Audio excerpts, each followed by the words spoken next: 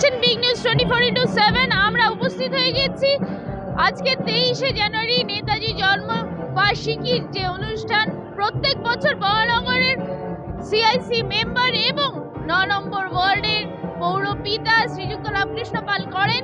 সেইখানে আজ 29 বছর ধরে রামকৃষ্ণদা এই নেতাজির জন্মবার্ষিকী অত্যন্ত শ্রদ্ধার সঙ্গে বিভিন্ন অনুষ্ঠানের মাধ্যমে পালন করে আসছেন।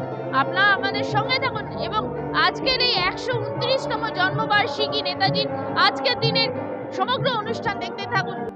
খুব ভালো লাগছে এবং আজকে রামকৃষ্ণ দাস সরমাদি এনারা অনেক বছর ধরে নেতাজির জন্মজয়ন্তী, নেতাজি সুভাষচন্দ্র বোসের জন্মজয়ন্তী তারা পালন করেন। আজকের অবশ্যই একটা ডবল আনন্দের দিন, বাঙালির আবেগ আনন্দ সবটাই একসাথে।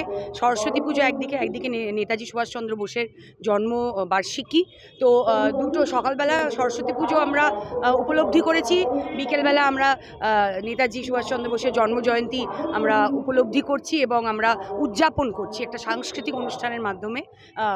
তার দেশপ্রেম, তিনি মানে কি বলবো, অন্যতম স্বাধীনতা সংগ্রামী এবং দেশনায়ক ছিলেন। তিনি জয় হিন্দের মতো একটা স্লোগান দিয়েছিলেন যা আমাদের হাজার হাজার কোটি কোটি মানুষকে আজও উদ্বুদ্ধ করছে। তো তাকে আমাদের বিনম্র শ্রদ্ধা জানাচ্ছি, প্রণাম জানাচ্ছি, স্যালুট জানাচ্ছি। জয় হিন্দ। আমরা 129তম জন্মবর্ষে আমরা 29 বছর ধরে এই দিনটি প্রতিপালন করি। নেতাজি সুভাষচন্দ্র বোস বীর সৈনিক, আমাদের দেশের স্বাধীনতা সংগ্রামে তার অন্যতম ভূমিকা।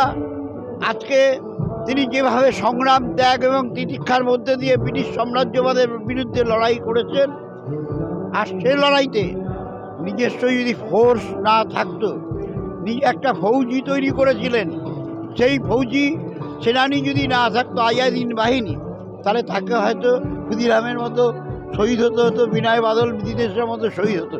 তিনি লড়াই করে গেছেন।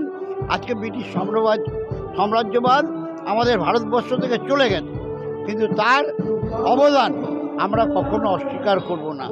যার কারণে আমরা হয়তো নেতাজি সম্পর্কে সব জানি, কিন্তু অনেক বাচ্চা ছেলে মেয়েরা এখন যারা বড় হচ্ছে তারা এ বিষয়ে অভিজ্ঞ নয়। আমরা এই ধরনের জন্ম উৎসব, মৃত্যুদিন পালন করে আমরা কিন্তু মানুষকে বা সেই সমস্ত বাচ্চাদের বোঝাতে চাই এরা হচ্ছে বীর সেনানী, এরা না থাকলে ভারত স্বাধীন হতো না।